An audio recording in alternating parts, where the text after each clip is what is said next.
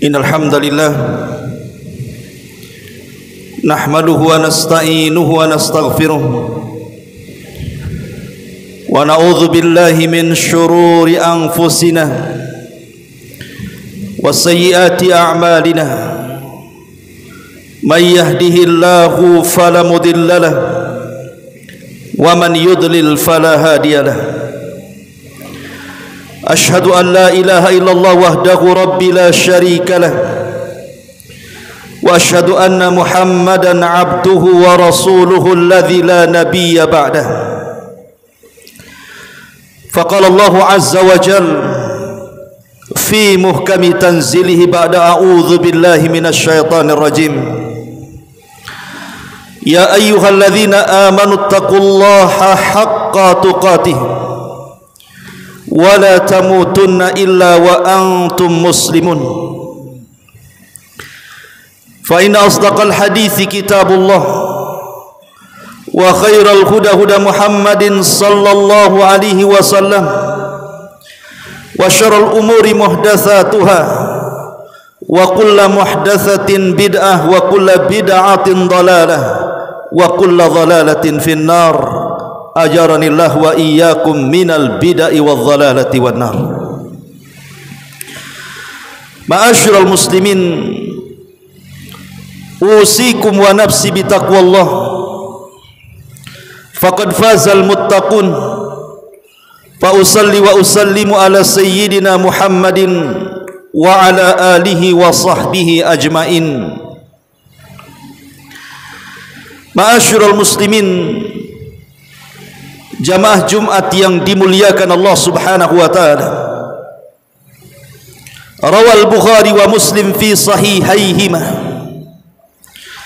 min hadits Abi Dzar Al-Ghifari radhiyallahu anhu qala qultu ya Rasulullah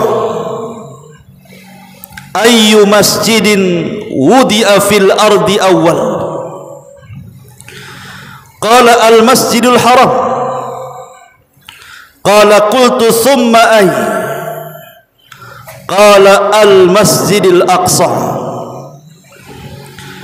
qultu kam kana bainahuma qala arba'una sanatan thumma aynama adraktuka as-salah ba'da fasalli fa innal fadla fiha. Kata Nabi sallallahu alaihi wasallam ketika ditanya oleh seorang sahabat Abi Dzar Al-Ghifari, "Ya Rasulullah, masjid yang pertama kali diletakkan di bumi itu masjid apa?" Maka Nabi sallallahu alaihi wasallam mengatakan Masjidil Haram. Kemudian Abi Dzar Al-Ghifari bertanya lagi, kemudian setelah Masjidil Haram masjid apa lagi? Maka Nabi SAW mengatakan Masjidil Aqsa. Kemudian Abi Dzar Al-Ghifari mengatakan berapa jarak pembangunan Masjidil Haram ke Masjidil Aqsa itu? Maka Nabi SAW mengatakan arba'una sanatan, 40 tahun. Ma'asyiral muslimin, sidang jamaah Jumat yang dimuliakan Allah Subhanahu wa taala. Akhir-akhir ini media dihebohkan dengan kondisi Palestina yang setiap hari digempur oleh tentara-tentara Israel. Sampai per hari ini korban yang jatuh sampai 3.500 jiwa dari kalangan sivil. Tentu pembahasan Al-Quds ataupun Masjidil Aqsa ataupun secara umum Palestina bukan hanya bicara soal warga Palestina yang ada di sana, tetapi kalau kita bicara tentang Al-Quds, Masjidil Aqsa ataupun Palestina, itu tidak lepas dari kaum muslimin di seluruh dunia, termasuk kita yang ada di sini. Karena bagaimanapun mereka adalah saudara-saudara kita, saudara-saudara seiman dengan kita dan seislam dengan kita. Apabila satu jiwa melayang, maka seolah-olah jiwa kita yang melayang. Karena bagaimanapun Nabi SAW mengatakan, la yu'minu ahadukum hatta yuhibba li akhi ma yuhibbu li nafsi. Tidak sempurna iman seseorang sampai dia mencintai saudaranya sebagaimana dia mencintai dirinya. Ma'asyiral muslimin yang dimuliakan Allah Azza wa Jalla, Allah Subhanahu wa taala sudah mentakdirkan kepada umat manusia, baik yang awal ataupun yang akhir, bahkan sampai kiamat dibangkitkan, bahwa Al-Quds, wabil khusus Masjidil Aqsa, akan ada erat kaitannya dengan kita kaum muslimin. Lalu apa keutamaannya? Kenapa kemudian kita angkat bicara apabila bicara soal Al-Quds ataupun Masjidil Aqsa ataupun Palestina secara umum? Karena kita tahu bahwa Palestina adalah negeri yang diberkahi, negeri yang didoakan secara khusus oleh Nabi sallallahu alaihi wasallam, Allahumma barik lana fi Syamina. Ya Allah, berkahi kepada kami untuk warga Syam. Dan Palestina adalah jantung kota daripada negeri Syam. Ma'asyiral muslimin yang dimuliakan Allah Subhanahu wa taala, di Palestina inilah tegak masjid suci ketiga setelah Haram Nabawi, kemudian Al-Aqsa, tempat kiblat pertama kaum muslimin. Bahkan Nabi SAW pernah sholat 3 tahun lamanya sebelum hijrah menghadap Baitul Maqdis. Kemudian setelah hijrah Rasul sempat berkiblat ke Masjidil Aqsa 17 bulan lamanya, baru kemudian terjadi peralihan kiblat dari Masjidil Aqsa ke Baitullah Al-Haram. Dan juga Masjidil Aqsa secara khusus adalah tempat akhir dari perjalanan Isra Nabi sallallahu alaihi wasallam, serta perjalanan awal dan akhir dari Mi'raj Nabi sallallahu alaihi wasallam. Dan itu digambarkan di dalam Al-Quranul Karim secara detail, bahkan kemudian dijadikan satu nama dalam surah Al-Quran, surah Al-Isra. Ma'asyiral muslimin yang dimuliakan Allah Subhanahu wa taala, tempat solatnya para nabi, tempat mihrabnya Nabi Allah Zakaria alaihi salam, tempat keajaiban Nabi Allah Sulaiman alaihi salatu wassalam. Disinilah Isa lahir. Bahkan Ismail, Ishak dan Yakub, mereka dilahirkan di tempat itu. Bahkan disitulah tempat hijrahnya Nabi Allah Ibrahim alaihi salatu wassalam dari Babylon Irak menuju Palestina, dan hijrahnya Nabi Allah Lut alaihi salatu wassalam.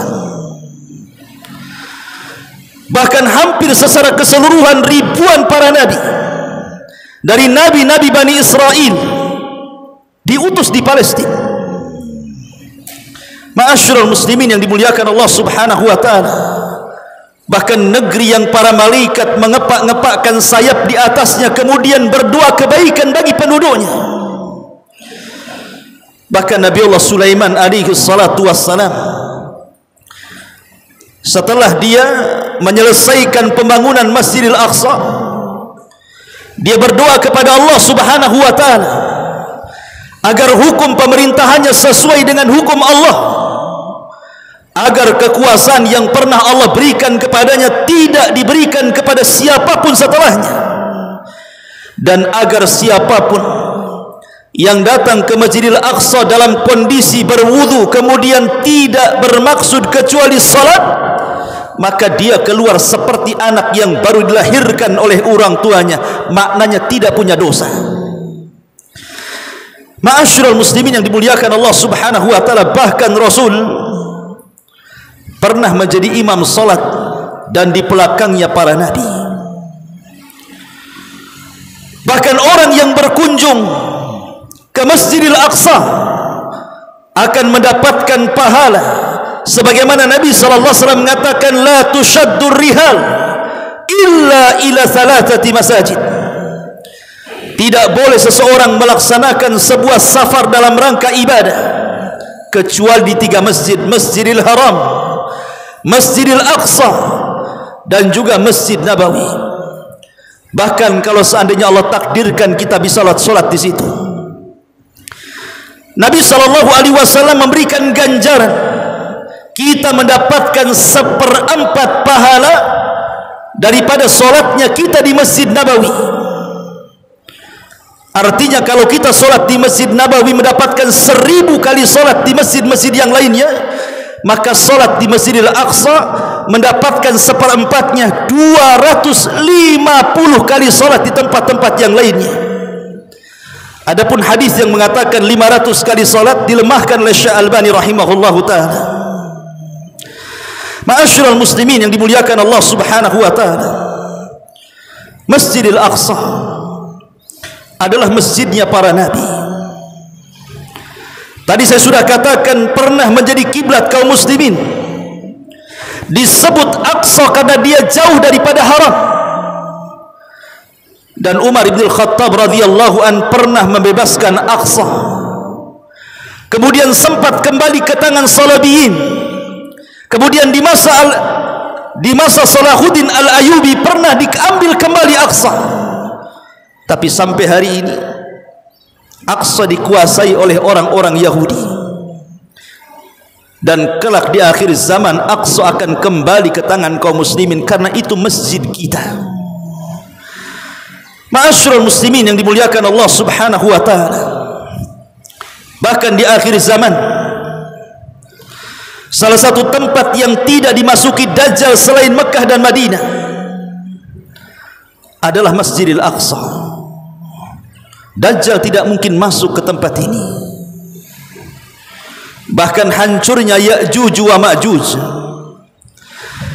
ketika dia dekat dengan Masjidil Aqsa, dia sombong kepada Allah, kemudian mengatakan, qatalna man fil ardi sanaqtuluhu man fis sama. Kami sudah membunuh makhluk yang ada di langit, dan kami sudah membunuh makhluk yang ada di bumi, maka kami akan bunuh makhluk yang ada di langit. Kemudian mereka menerbangkan panah dan tombak mereka. Kemudian Allah kembalikan dengan ujung-ujungnya penuh dengan darah, seolah-olah sudah membunuh makhluk yang ada di langit. Padahal itu makar dari Allah Subhanahu wa taala. Sebab itulah Ya'juj wa Ma'juj diazab oleh Allah Subhanahu wa taala dekat Masjidil Aqsa. Bahkan Nabi Allah Musa alaihi salatu wassalam, ketika detik-detik wafatnya, datang malaikat maut kemudian hendak mencabut nyawanya, tetapi kemudian Musa menempeleng malaikat maut dan keluar biji matanya. Kemudian malaikat maut menghadap Allah Subhanahu wa taala dan mengatakan, ya Rabb, engkau mengutus kepadaku manusia yang tidak mau dicabut nyawanya. Maka Allah Subhanahu wa taala katakan aku yang perintahkan. Katakan kepada Nabi Musa agar telapak tangannya diletakkan di kulit lembu, maka dia akan ditambah 1 helai kulit lembu yang ditutup tangannya 1 tahun kehidupan. Tapi Nabi Musa alaihi salatu wassalam, dia hanya meminta kepada Allah agar kematiannya didekatkan dengan Baitul Maqdis sejauh lemparan batu. Karena Musa tidak bisa masuk Palestina, karena dia meninggal di tanah yang merupakan kutukan Allah Subhanahu wa taala, tidak bisa keluar dari situ. Disebabkan Bani Israel tidak mau berjihad melawan orang-orang Arihah untuk memasuki Palestina. Ma'asyiral muslimin yang dimuliakan Allah Azza wa Jalla, dan segudang keutamaan baik yang berbicara tentang Masjidil Aqsa atau Palestina secara umum, ini menunjukkan bahwa Palestina ataupun Al-Aqsa ada erat kaitan dengan kita kaum muslimin. Barakallahu fikum. Aqulu ma tasma'un, aqulu qawli hadha wastaghfiruhu innahu huwal ghafurur rahim.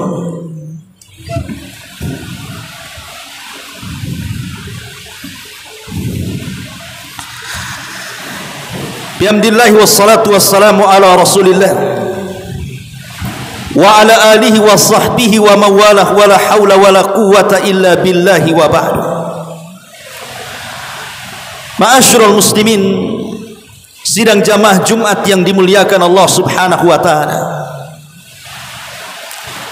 Kekejaman orang-orang Yahudi, wabil khusus orang-orang Zionis terhadap kaum muslimin yang ada di Palestina sebenarnya bukan kali ini saja, sudah terjadi berabad-abad yang silam. Akan tetapi Allah Subhanahu wa taala sudah mentakdirkan seperti itu, bahwa kaum muslimin yang ada di Palestina akan senantiasa menjadi dampak kekejaman dan kejahatan orang-orang Yahudi, dan kita sangat mengutuknya. Oleh karena itulah maka berdoalah kepada Allah Subhanahu wa taala dalam setiap solat kita, dalam setiap waktu-waktu yang mustajab, agar Allah Subhanahu wa taala menurunkan pertolongannya kepada saudara-saudara kita yang ada di sana. Karena bagaimanapun Rasul mengatakan, mathalul mu'minina fi tawadihim wa tarahumihim wa ta'atufihim kal jasadil wahid idza ishtaka minhu udhun tadala usairul jasadi bis sahari wal humma. Permisalan seorang mukmin dengan mukmin yang lainnya dalam hal kecintaan, dalam hal kasih sayang satu dengan yang lainnya seperti satu jasad. Kalau satu anggota jasad ini sakit, maka kita akan merasakan sakit seluruh anggota jasad kita dengan tidak bisa tidur, bahkan dengan adanya demam. Dan itu permisalan yang luar biasa dari Nabi sallallahu alaihi wasallam. Ma'asyiral muslimin yang dimuliakan Allah Azza wa Jalla, wabil khusus antum para santri yang tentunya harus lebih paham dibandingkan masyarakat awam. Berdoalah kepada Allah Subhanahu wa taala agar Allah Subhanahu wa taala memberikan pertolongan kepada mereka, karena hari ini mereka butuh pertolongan doa kaum muslimin dimanapun kita berada. Mudah-mudahan khutbah yang singkat ini mengingatkan kepada kita bahwa Aqsa Palestina tidak bisa lepas dari kita, baik secara akidah, baik secara ibadah, baik secara kultur, baik secara muamalah, karena mereka ada sejarah panjang dan ada erat kaitan dengan ajaran Islam, terutama dalam sejarah salat 5 waktu, di mana Nabi sallallahu alaihi wasallam melakukan perjalanan dari Masjidil Haram ke Masjidil Aqsa, kemudian naik ke Sidratil Muntaha, balik lagi ke Aqsa, kemudian baru pulang ke Al-Makkah Al-Mukarramah. Ma'asyiral muslimin yang dimuliakan Allah Subhanahu wa taala, innallaha wa malaikatahu yusalluna 'alan nabi ya ayyuhalladzina amanu sallu 'alaihi wa sallimu taslima. Allahumma ighfir lil muslimina wal muslimat wal mu'minina wal mu'minat al ahya'i minhum wal amwat innahu qaribun mujibu da'wa ya qadiyal hajah.